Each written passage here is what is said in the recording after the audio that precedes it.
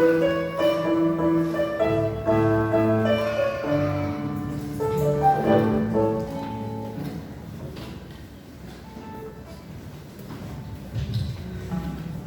Tuhan, Shalom. Apa kabarnya saudaraku? Kita sungguh bersyukur jika kita boleh ada sampai hari ini. Itu semua karena pertolongan Tuhan bagi kita. Terima kasih ya Bapa. Terima kasih Yesus.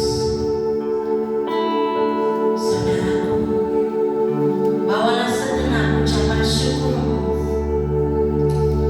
semua kebaikan Tuhan. Karena dalam hidup ini hanya Dia yang layak kita sembah. Haleluya Tuhan. Haleluya.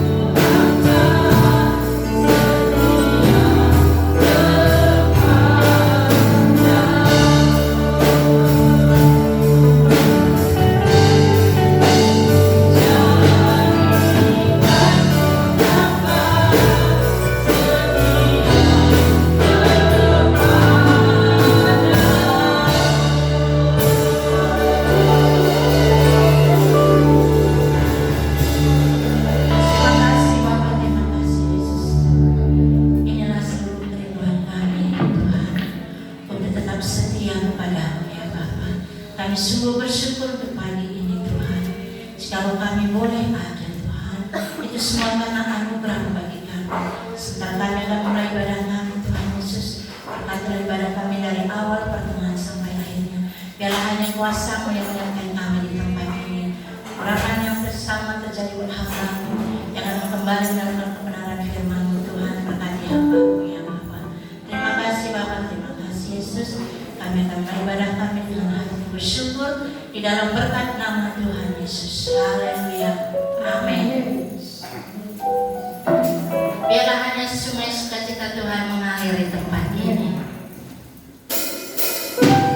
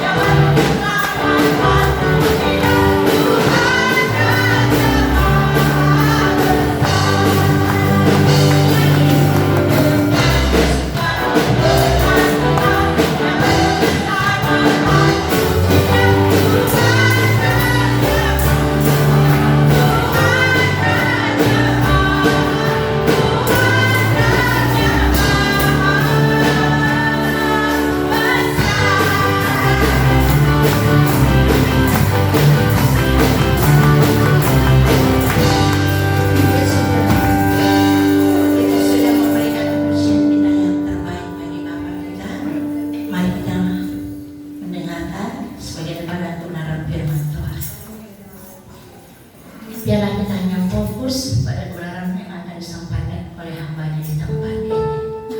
Haleluya Yesus. Terima kasih ya Bapak.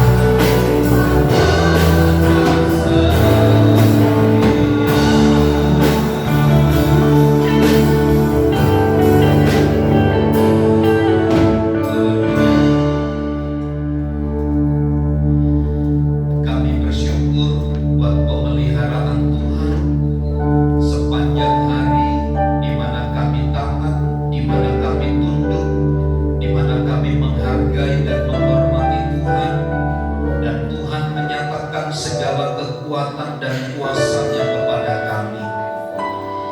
Sebentar Tuhan, kami akan mendengar berita firman Allah. Kiranya setiap bahagian firman Tuhan mendapatkan tempat di dalam hati kami, sehingga kami menjadi gereja yang bertumbuh, yang berbuah untuk hormat dan kemuliaan nama Tuhan. Pakailah hamba-Mu untuk menyampaikan berita firman-Mu pagi hari ini, hingga kebenaran-Mu dinyatakan bagi setiap kami. Singkapkan rahasia firman Tuhan kepada kami, yang membuat kami kuat, sanggup menghadapi segala sesuatu yang terjadi atas hidup kami. Menyerahkan waktu ini ke dalam tangan kuasa Tuhan. Di dalam dan demi nama Yesus kami berdoa. Yang siap dan diberkati bersama katakan amin. Amin. Silakan duduk Bapak Ibu Saudara sekalian. Salam.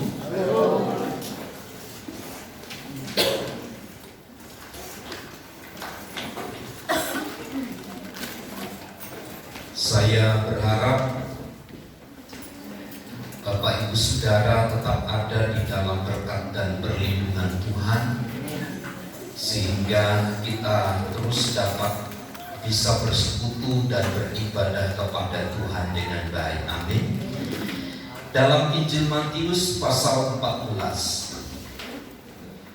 Matius 14 ayat 34 sampai ayat 36, ada kisah tentang Yesus menyembuhkan orang-orang sakit di Genesaret.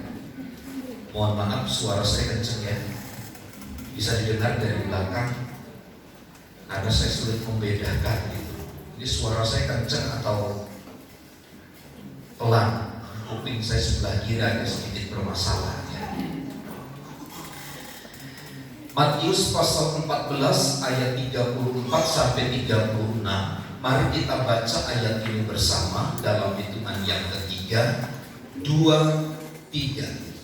Setibanya di seberang, mereka mendarat di Genesaret.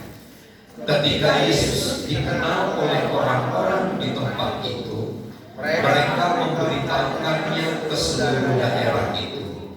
Maka semua orang yang sakit dibawa kepadanya. Mereka memohon supaya diperkenankan menjamah jubah-jubahnya, dan semua orang yang menjamahnya menjadi sembuh. Pada bagian ayat ini, setelah murid-murid dan Tuhan Yesus berjuang sedemikian rupa dari kesulitan demi kesulitan, dan selalu diperhadapkan kepada mereka satu kuasa yang mengalir atas hidup dan pelayanan mereka, tibalah mereka pada satu daerah itu yang disebut dalam ayat 34, yaitu di Genesaret. Pengertian atau arti dari Genesaret itu bisa dikatakan dataran subur. Artinya memang Genesaret itu adalah tempat yang layak untuk disinggahi, tempat yang memang menjadi destinasi bagi para penduduk untuk berdagang, untuk berusaha dan seterusnya. Dan di situ dalam pelayanan banyak Tuhan Yesus, banyak kali Tuhan melakukan tanda mujizat di Genesaret khususnya. Nah, ketika Tuhan Yesus tiba di Genesaret, dalam ayat yang ke-35, ketika Yesus dikenal oleh orang-orang di tempat itu, rupanya orang-orang di Genesaret itu adalah orang-orang yang responsif. Mereka adalah orang-orang yang cepat tanggap. Mereka adalah orang-orang yang sigap secara naluri iman mereka. Kenapa? Mereka tahu Yesus ada di situ dan mereka memanfaatkan semua kesempatan pertemuan dengan Tuhan itu dengan baik. Seperti Petrus ketika setelah berjalan di atas air, Alkitab berkata dirasanya tiupan angin, maka mulai tenggelamlah Petrus. Maka sejak saat itu Alkitab berkata Petrus minta tolong. Ini artinya Petrus adalah seorang yang cepat tanggap, cepat mempergunakan kesempatan, mempergunakan waktu dengan baik. Petrus tidak berlambat-lambat. Petrus tidak menunggu kesempatan-kesempatan yang lain.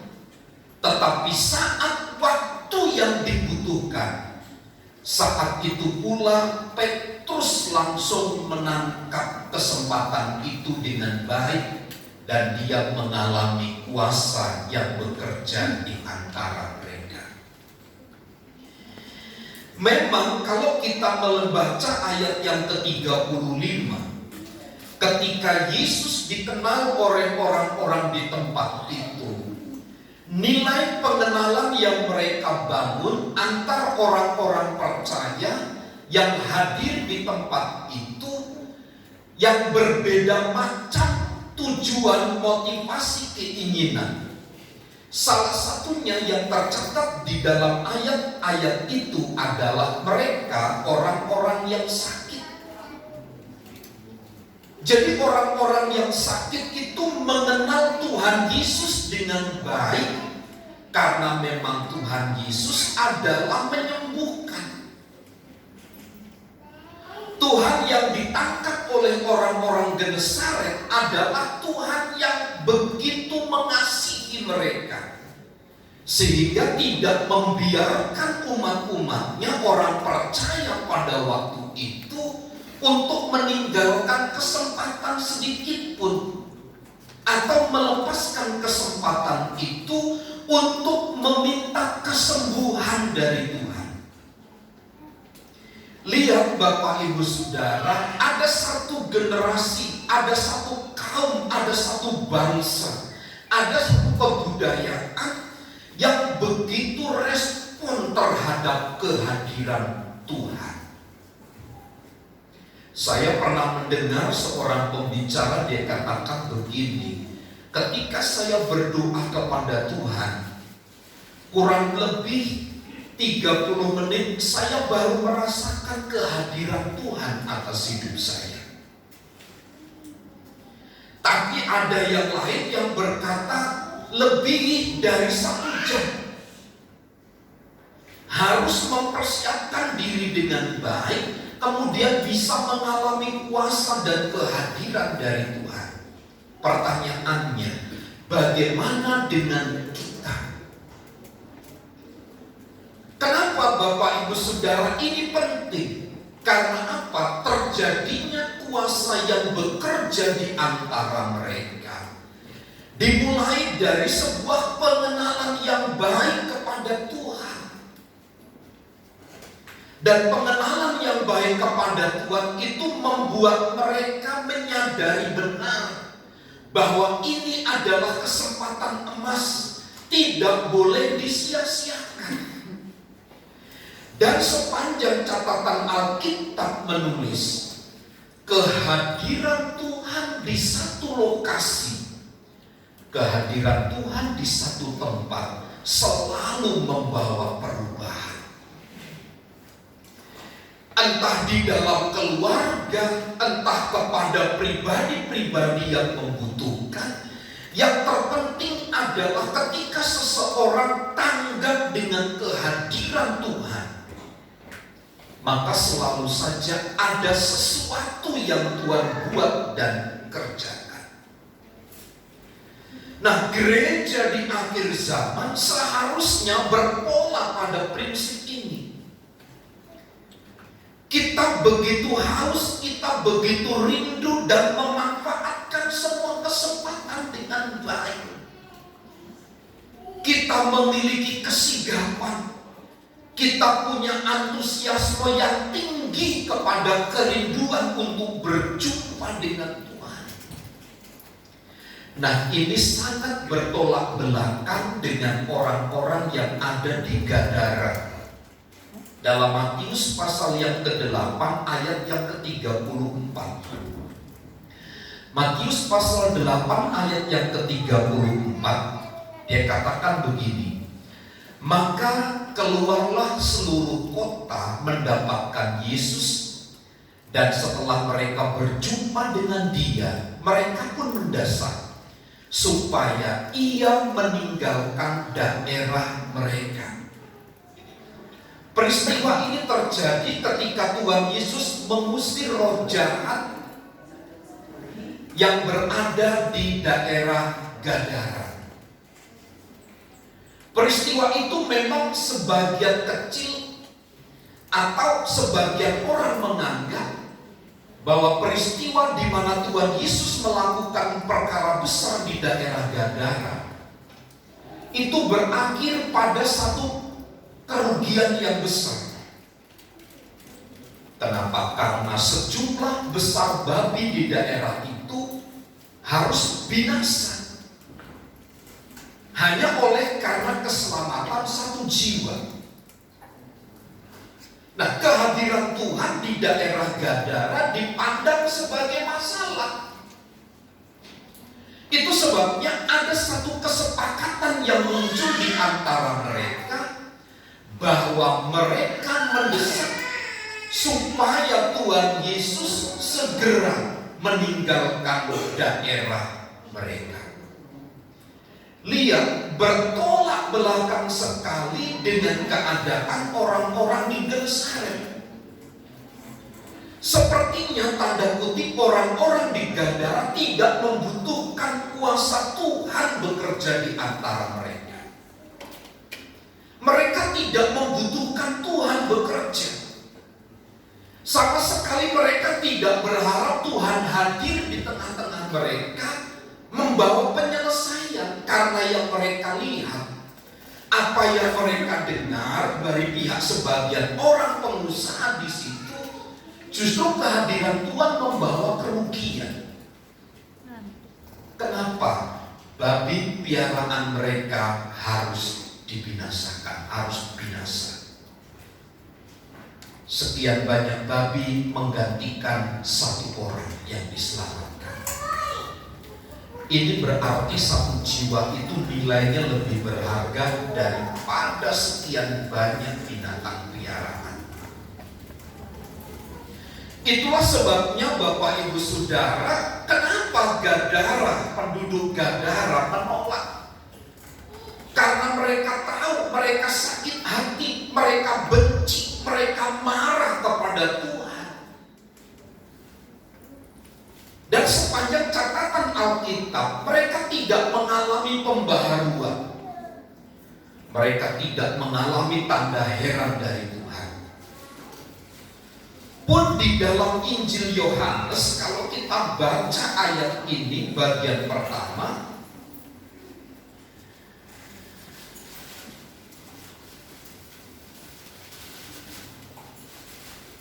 ayat yang ke-11, Yohanes pasal pertama ayat yang ke-11. Ia datang kepada milik kepunyaannya, tetapi orang-orang kepunyaannya itu tidak menerimanya. Ada inisiatif dari Tuhan Yesus kepada orang-orang yang telah ditebus, tetapi justru orang-orang yang ditebus itu tidak mau menerimanya.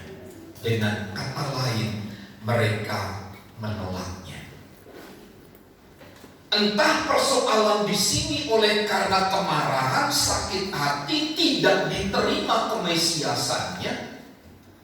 Namun lihat, Yesus hadir di tengah-tengah gereja dan umatnya. Tetapi justru umatnya itu memberikan penolakan-penolakan. Nah, mari Mari coba kita memikirkan Bapak Ibu Saudara, penolakan-penolakan apa yang sering kita lakukan dalam hidup kita ini.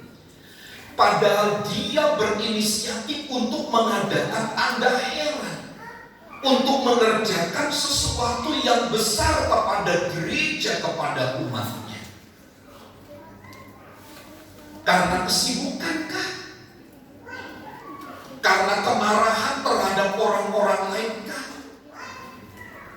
Karena kita tidak diperlakukan secara adil? Atau justru kita selalu dirundung oleh kesulitan? Bukankah hal-hal ini menjadikan kita umat yang tidak mau menerima Tuhan?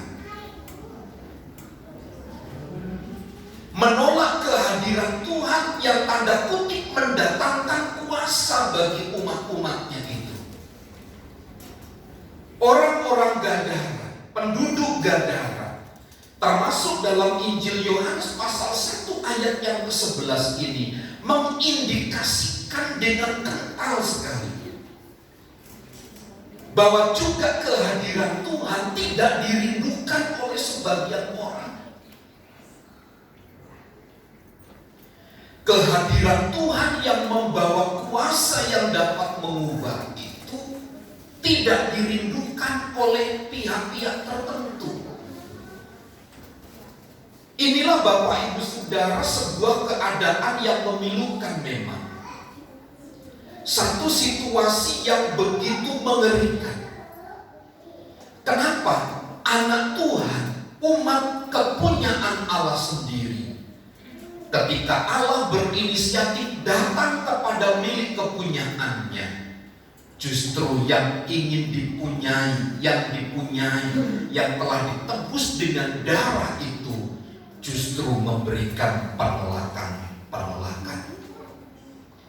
Bapak Ibu Saudara, saya kira dengan berkembangnya ilmu pengetahuan hari-hari ini adalah celah yang paling memungkinkan bagi kita untuk memberikan penolakan kepada kehadiran Tuhan. Kemarin Floren bilang, apa yang Pak Pi bilang sudah benar loh, katanya gitu. Kenapa?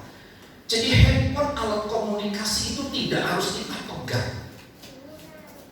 Saya pernah menyampaikan peristiwa masalah ini juga pada tahun 96 ketika saya khotbah di Kota Bumi. Saya bilang nanti alat komunikasi itu tidak ada bentuknya,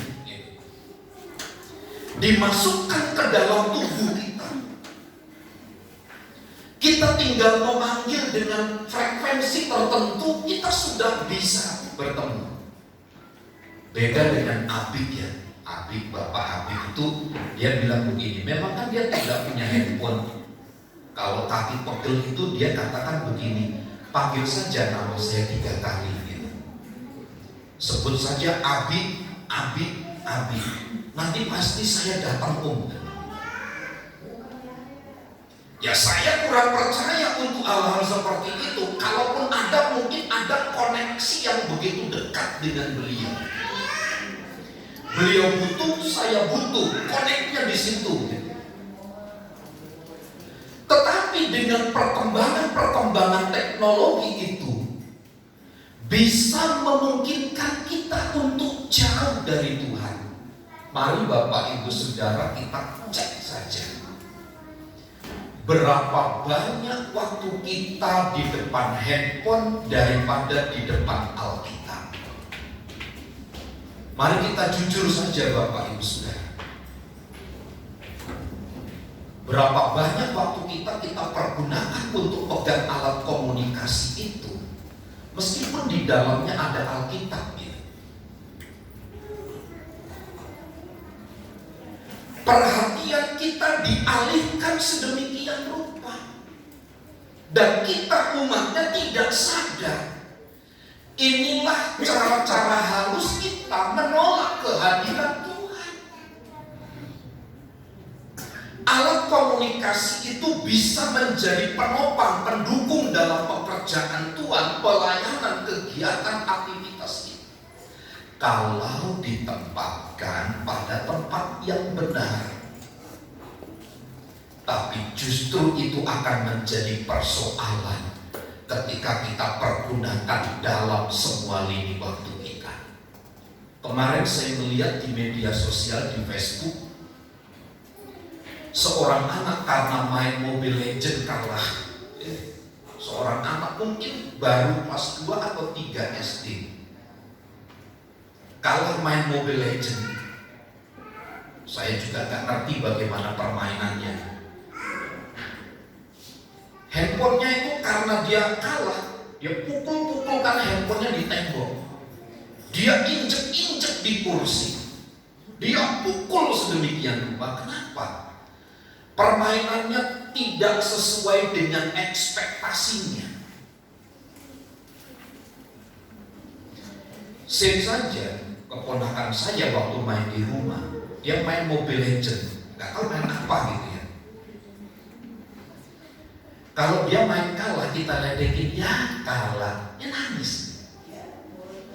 Ya kalah, si Sen itu nangis. Enggak kok, saya menang kok, padahal kalah. Lihat, sekali lagi alat komunikasi paling mudah kita lihat Bapak Ibu Saudara menjadi alat penolakan terhadap kuasa dan kehadiran Tuhan.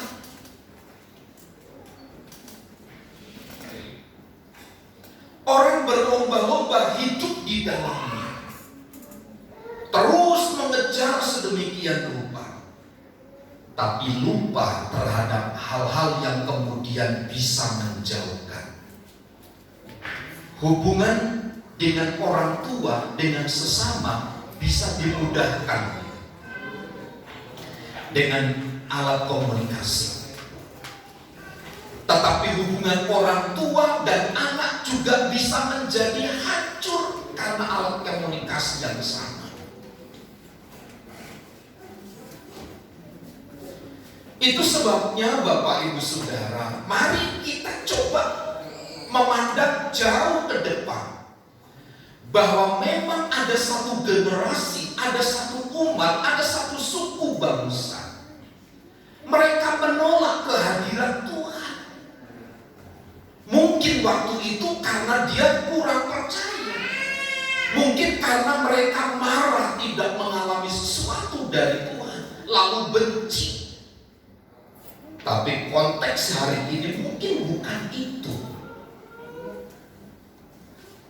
Bisa saja karena marah sama gembala, benci karena sama pendeta, lalu saya berkata, saya tidak mau ke gereja lagi.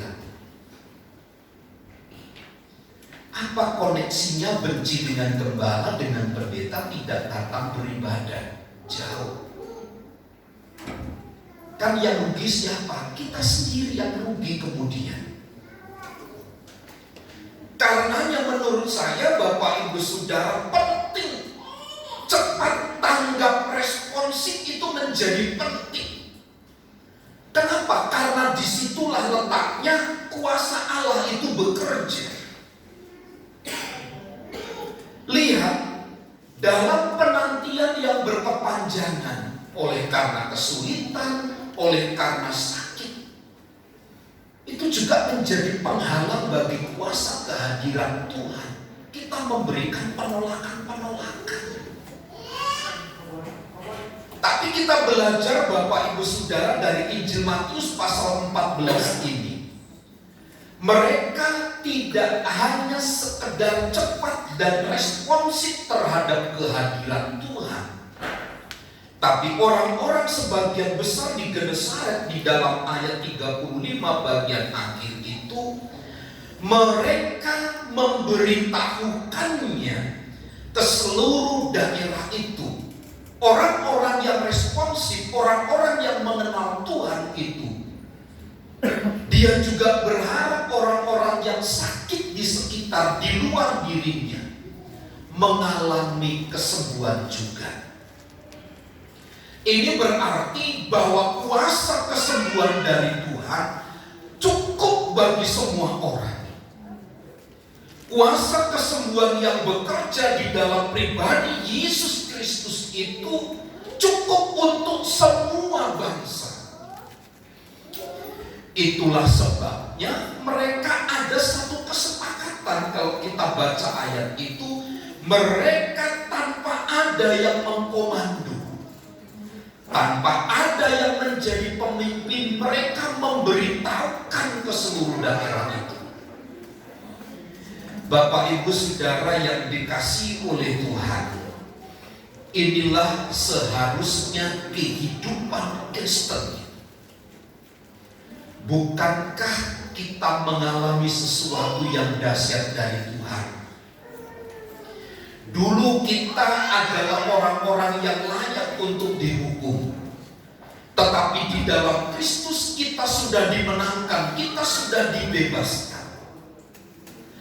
Kalau kita tahu di dalam diri kita ada jaminan keselamatan, maka tanpa harus ada pemimpin, tanpa ada yang harus memberikan komando, beritakan, ceritakan itu kepada banyak orang.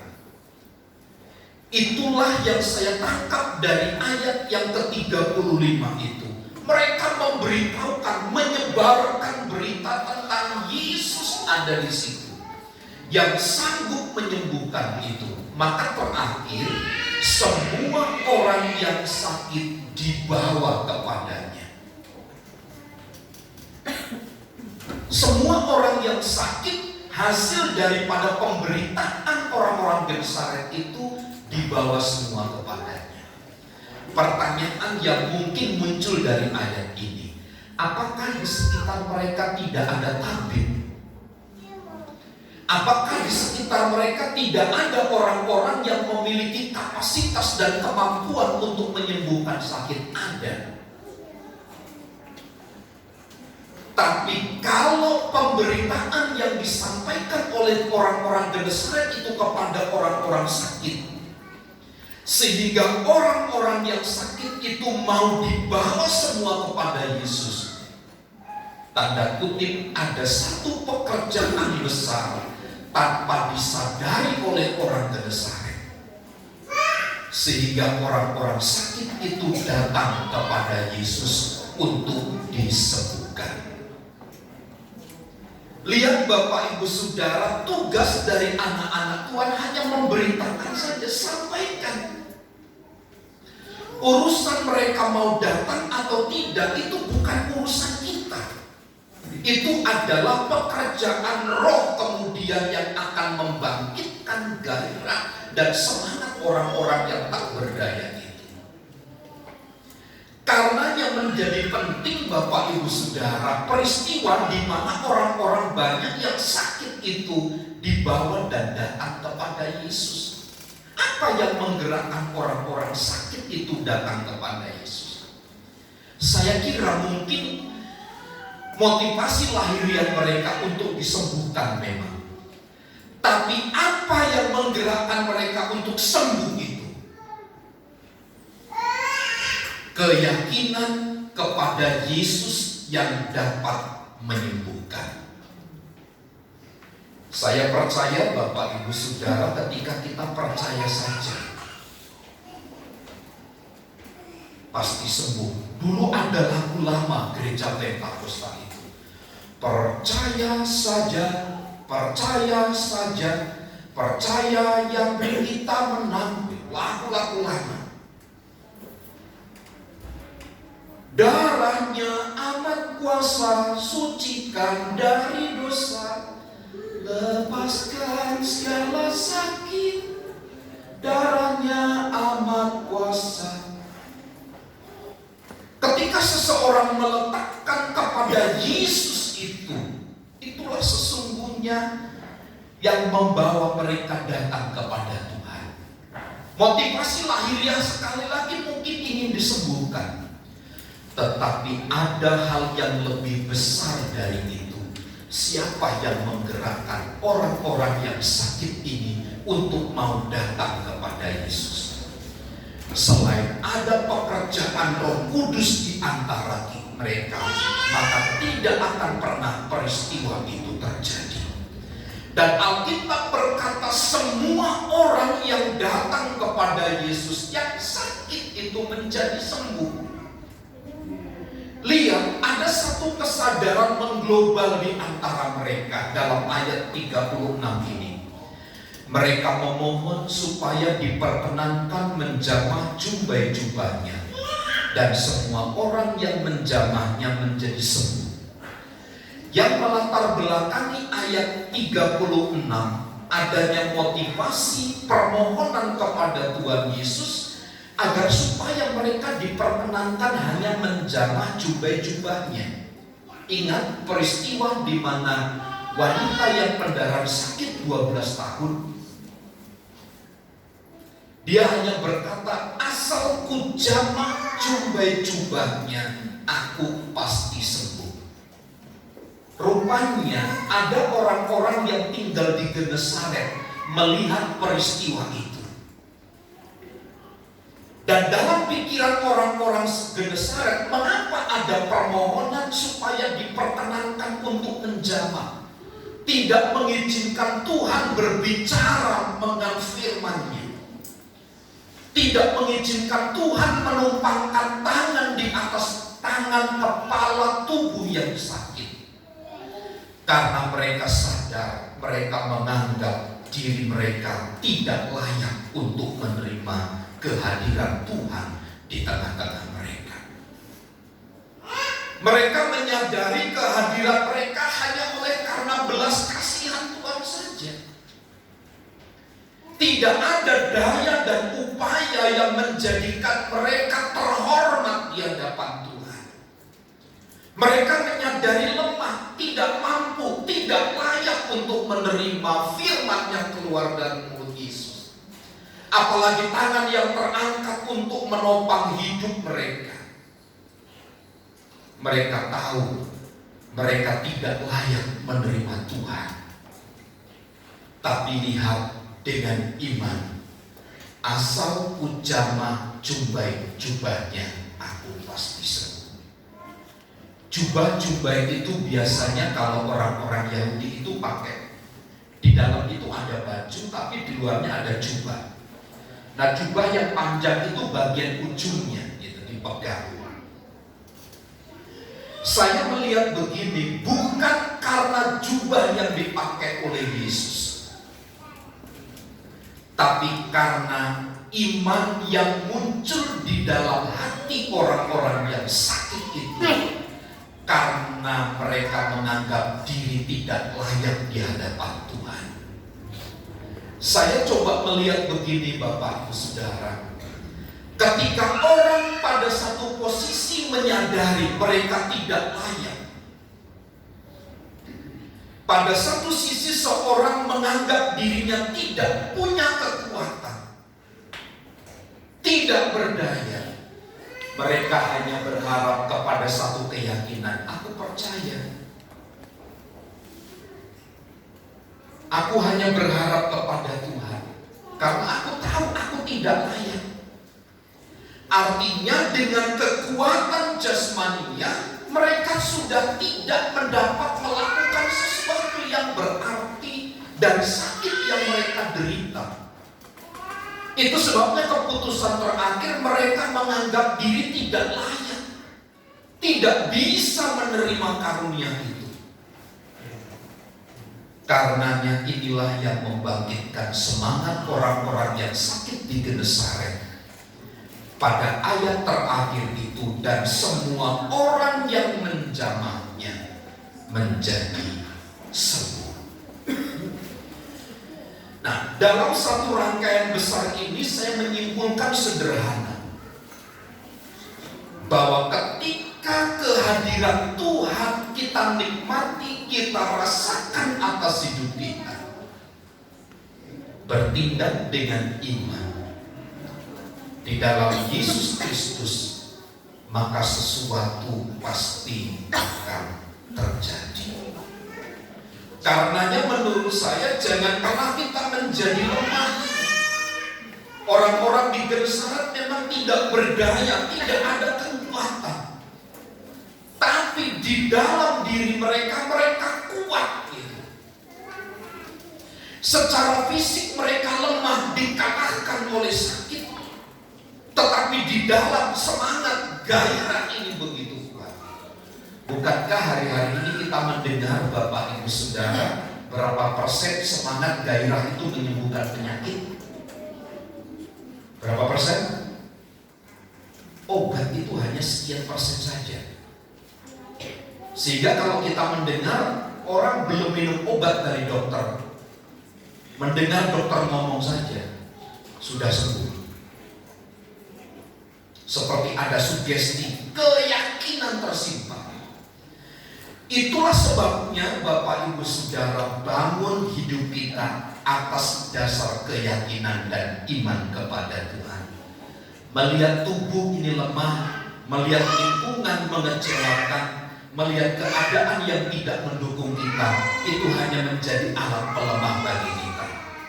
Tapi pandanglah Tuhan dengan otoritas kuasanya yang sanggup melakukan perkara besar itu, maka kita akan mengalami kuasa kebangkitan dari Tuhan. Amin. Tuhan memberkati. Mari kita tundukkan kepala dan kita berdoa.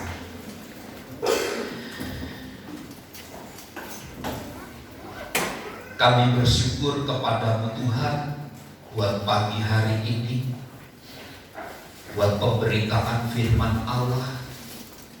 Tumbuhkan dan munculkan kepada kami keyakinan dan iman di dalam Engkau, bahwa Tuhan sanggup melakukan perkara-perkara besar di antara kelemahan-kelemahan kami. Ada banyak hal yang membuat kami menolak Tuhan. Ada banyak hal di mana kami kecewa, di mana kami sakit hati. Tapi biarlah kami pusatkan perhatian kami hanya kepada Tuhan. Haleluya. Biar setiap kebenaran Tuhan yang kami dengar membawa kepada kami satu perubahan, sehingga kami semakin mengasihi dan percaya kepada Tuhan lebih sungguh lagi. Aku punya Tuhan yang besar, yang telah berjanji dan selalu menggenapi imanku, bersepakat percaya kuasa-Nya. Ku terima serah.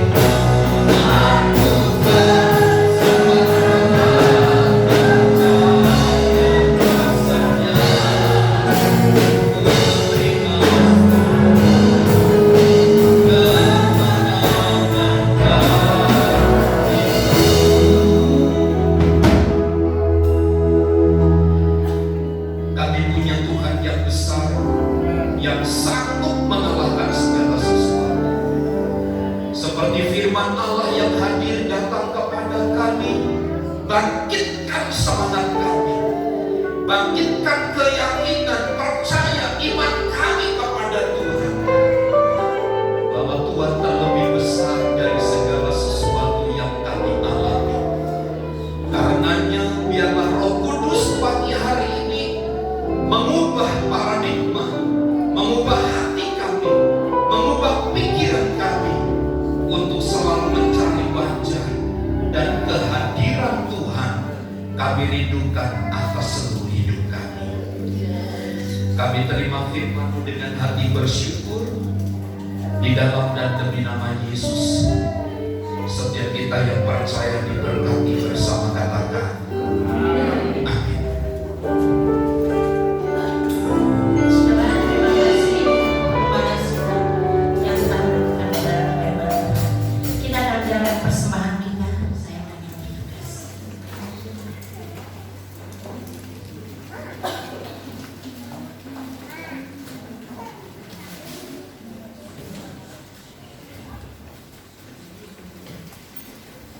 Mari kita bersatu dalam doa. Terima kasih Bapa, terima kasih Yesus. Terima kasih Tuhan untuk kebenaran firman-Mu yang telah menjadikan kekuatan yang baru bagi kami. Berkati juga hamba-Mu yang sudah melakukan kebenaran firman-Mu. Serta kami akan menjaga persembahan kami ya Bapa. Berkati seluruh persembahan kami ini Tuhan, agar menjadi dupa yang harum di hadapan-Mu. Ampuni kami semua pelanggaran-pelanggaran dalam hidup kami Tuhan. Terima kasih ya Bapa, terima kasih Yesus. Biar hanya kehendak-Mu yang terjadi, bukan kehendak kami.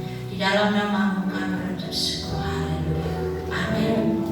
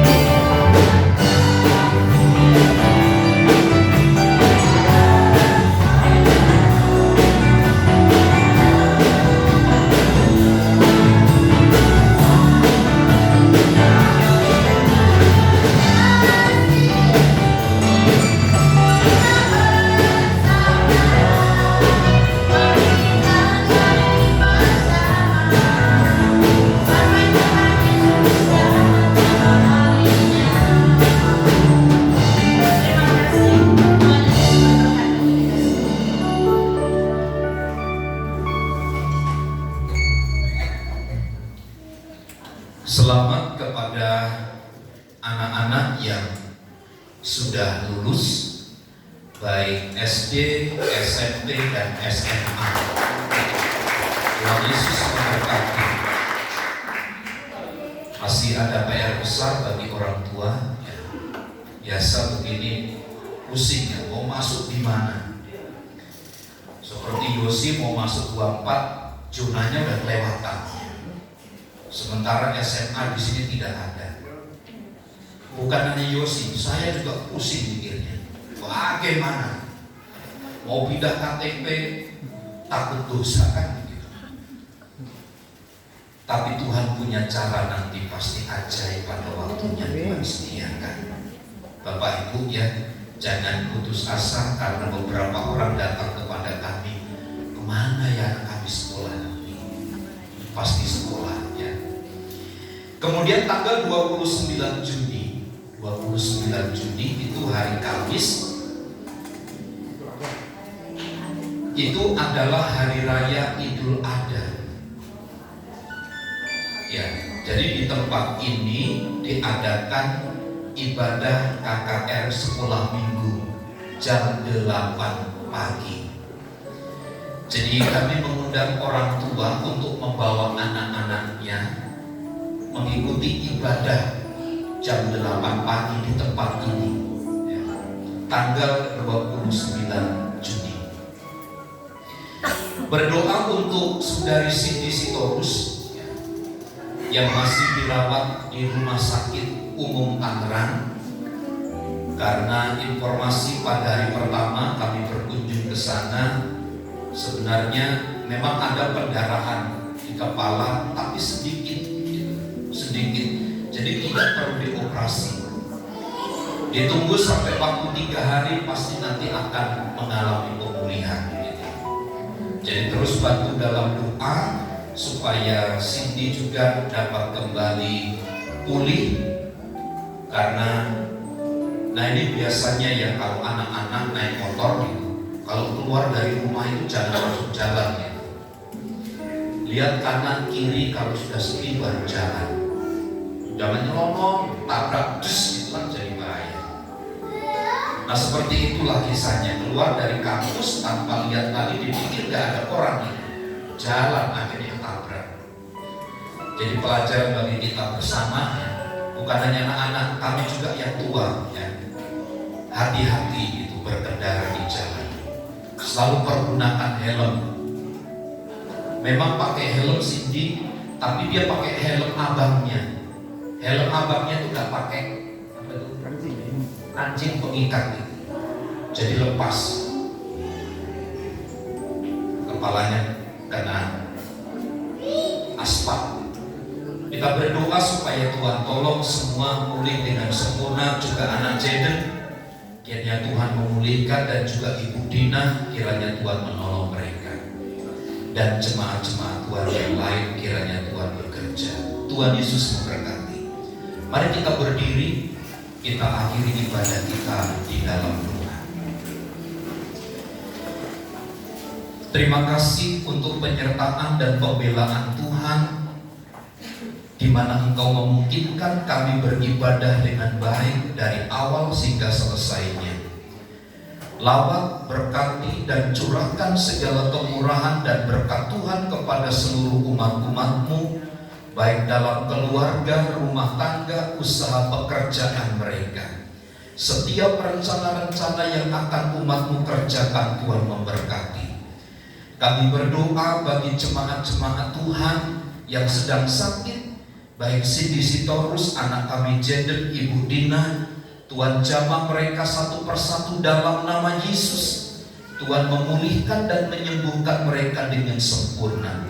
Juga berdoa bagi anak-anak kami yang telah lulus, Tuhan tolong, Tuhan berkati mereka. Engkau menyediakan semua bagi mereka. Apa yang mereka perlukan, apa yang mereka butuhkan, Tuhan menyediakan. Memberkati seluruh jemaat Tuhan yang hadir, baik persembahan-persembahan yang telah mereka persembahkan kepada Tuhan. Tuhan yang memberkati dengan berlimpah. Hamba berdoa bagi keluarga Ibu Hendrik Tuhan yang akan melahirkan dalam beberapa bulan ke depan. Tuhan berkati anak dalam kandungan, juga ibu berikan kesehatan, kekuatan di dalam Engkau, sehingga dapat melahirkan dengan baik, dengan sentosa dan pertolongan dari Tuhan dinyatakan. Berkati umat-Mu, berkati gereja-Mu. Rencana kami untuk memperluas, membangunnya, Tuhan yang menyediakan. Berkati bangsa dan negara kami. Berkati juga gereja-gereja Tuhan yang melaksanakan ibadah. Kemuliaan dan hormat bagi Tuhan. Dalam nama Yesus kami berdoa. Mari saudaraku, angkat tanganmu dan terimalah berkat Tuhan. Tuhan memberkati dan melindungi engkau. Tuhan menyinari engkau dengan wajah-Nya dan memberi engkau kasih karunia. Tuhan menghadapkan wajah-Nya kepadamu dan memberi engkau damai sejahtera. Kiranya kasih karunia Tuhan Yesus Kristus dan kasih Allah serta persekutuan Roh Kudus menyertai kita sekalian saat ini dan sampai selama-lamanya. Kami terima segala berkat Tuhan di dalam nama Tuhan Yesus Kristus. Kita semua yang percaya dan diberkati bersama katakan amin. Bapa, terima kasih.